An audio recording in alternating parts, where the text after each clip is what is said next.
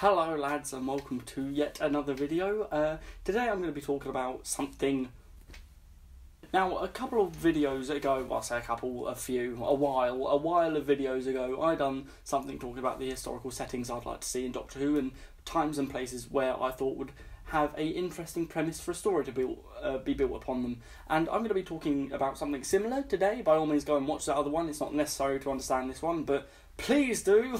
I need the views! Now, today I'm going to be talking about the historical figures that I'd like to see come up in Doctor Who, because we haven't had a proper historical sort of figure episode in a while. The last quote-unquote historical figure we've had is Robin Hood, but he's, you know, in real life not real. And the last proper one we've had was Queen Nefertiti in Series 7, but she was sort of... the story wasn't focused about her time or place or figure, and the last sort of historical figure we've had a story based around is President Nixon in Series 6. But I'd like these sort of, you know, each series for like the Doctor meets the historical figure and we can have fun with them and learn about them like we did in the good old days. I'd like that to come back because I really enjoyed that sort of like that episode. So yeah, I'm going to be talking about some historical figures which I think would be interesting in an episode of Doctor Who. I'm going to do this in the way that I like to do it. I'm going to start with the most present today and going back in time to the earliest. This is just a thing. Here we go. Now, even though I am a bit bored of the Victorian era appearing in Doctor Who, the first two contestants I have are from the 1800s, so call me a hypocrite if you like, but I just think that these would be interesting. The first person that I'd like to see is Edgar Allan Poe, the poet. Now, aside from appearing in the culturally acclaimed episode of the Descriptive Doctor Adventures, Doctor and the Who's, link to the playlist in the description, Edgar Allan Poe also had a criminally underrated Big Finish story centred around him called Nevermore. Please try and listen to it if you can, because it is one of my favourites. Is that because I'm biased, because I like Edgar Allan Poe? Maybe it is, but that wasn't really centred around him. Poe didn't appear apart from in an anecdote by the Doctor, a narratively important anecdote, not just a, you know, one of those name drops that he does nowadays, but he's significant to the plot. But it still didn't revolve around him or his situations or his time period. It was sort of expanded from his world in the future. Like his poems inspired the world around him. It's complicated. It makes sense in context. One of the most intriguing things about Edgar Allan Poe, aside from the fact that he married his 13-year-old cousin, is his death. I feel like I've talked about this before, but if I have, I'm saying it again, I don't care. I love Edgar Allan Poe's death because no one knows how he died. He just appeared on the streets of Baltimore after being missing for a period of days in nothing but clothes that were too big for him and a straw hat. He was insane. He kept muttering just insanity and how much he wants to die and how putting a bullet through his head would help his situation. He must have seen some crap and no one will know what he saw.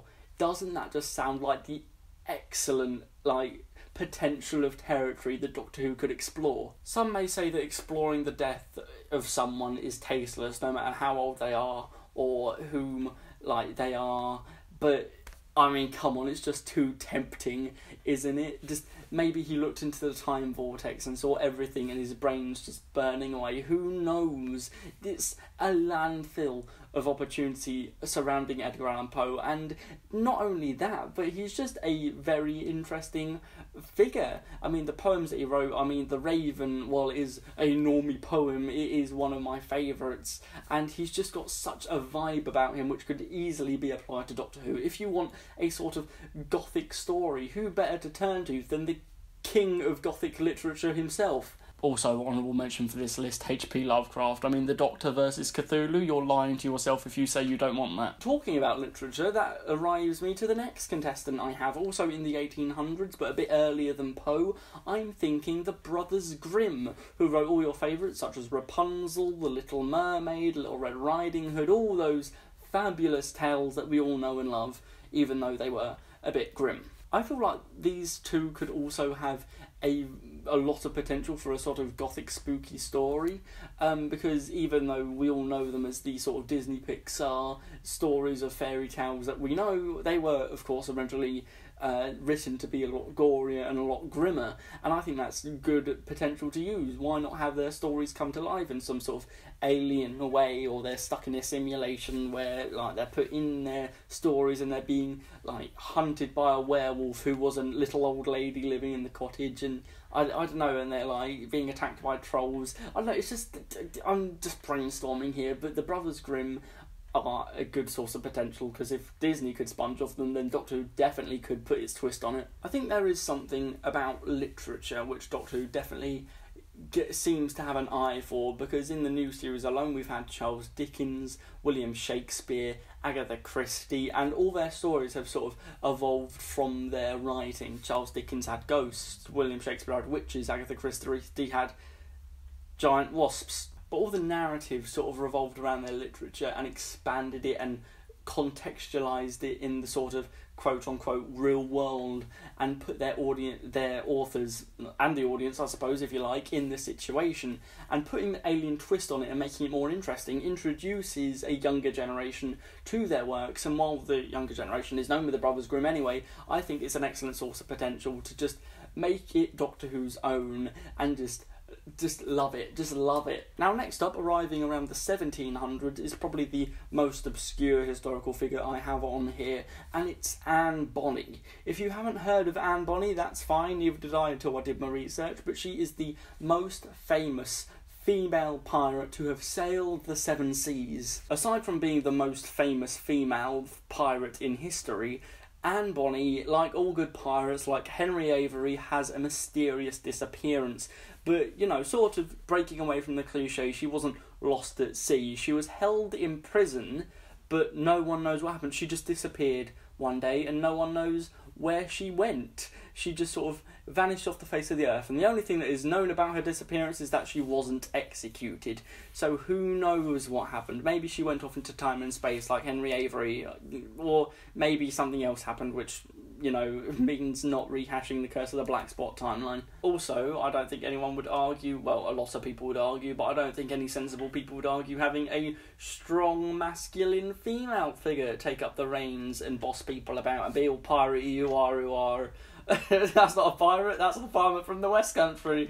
Ooh are, Doctor, get in my tractor, you saucy boy. Next, let's draw to the end, hop back another century and go to the 1600s with who else but Galileo Galilei. Now, of course, Galileo was a big stargazer back in the day. Not only did he discover Venus, Saturn and Neptune, but he also discovered Jupiter's moon and Kepler's belt.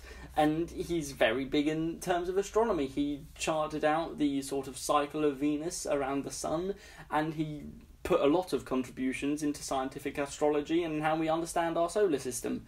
Now, tell me, all that time he spent looking at the stars and how much he sort of influenced our understanding of, like, space today, he wouldn't have seen a little flying saucer buzzing about, or a little blue box with a woman inside. With his head in the stars, Galileo is a prime suspect of being a sort of alien watcher. Maybe he was the first person to spot a UFO, and him and the Doctor have to go and chart it out. And then as they're running around, someone could shout, Galileo! Galileo! And the Doctor shouts, Galileo Figaro! And that's the only reason I want Galileo in a story, so that joke can be made. Also the potential there is for aliens and star spotting and stuff, but mainly the joke. And the last one I have, jumping back a fair bit, is around 400-300 BC, in the time of Socrates in ancient Greece. I've talked about in my historical settings I'd like to see. I want to see ancient Greece in a Doctor Who episode, and please, Socrates would be an ideal figure to base that around. Not only could you have Socrates, but you could have Plato and all his students and all the people that followed him in a sort of grandiose adventure where they